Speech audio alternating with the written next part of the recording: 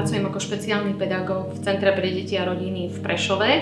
Od roku 2015 sme vybudovali v našom zariadení Snúzelan miestnosť. S touto koncepciou pracujeme aktívne od roku 2016. Od tej doby sme pod drobnohľadom a spolupracujeme s pani Filatovou, ktorá je garantkou tohto konceptu pre Čechy a Slovensko.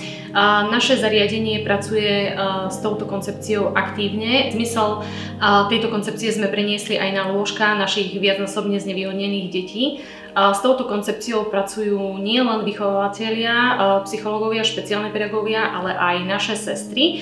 A môžem povedať, že je to jedna z najefektívnejších metód práce s našimi deťmi. Či už sa jedná o ťažko zdravotne znevýhodnené deti alebo zdravé deti, v každom prípade tento koncept prináša výsledky, minimálne radosť, ktorú tieto deti potrebujú. Pracujem ako psychológ v Centre pre deti a rodiny Prešov, kde máme vlastne super evidované pracovisko Snúzelan a taktiež ako ja, ako terapeut a kolegovia, zdravotné sestry, špeciálni pedagógovia sme super evidovaní.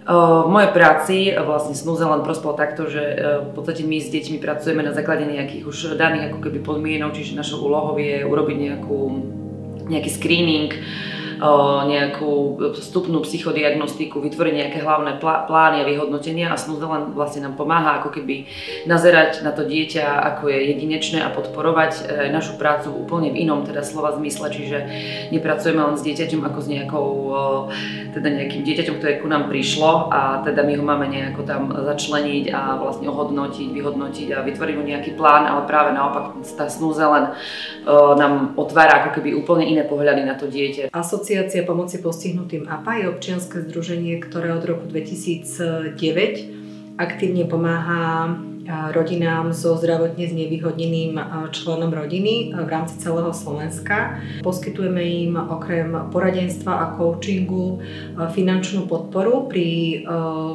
získavaní finančných prostriedkov napríklad na úhradu špeciálnych rehabilitácií. Vzdelávacím projektom sa venujeme posledné obdobie veľmi aktívne, nakoľko dostávame veľmi aktívnu spätnú väzbu od našich rodín, že majú záujem o vzdelávanie sa v rôznych oblastiach.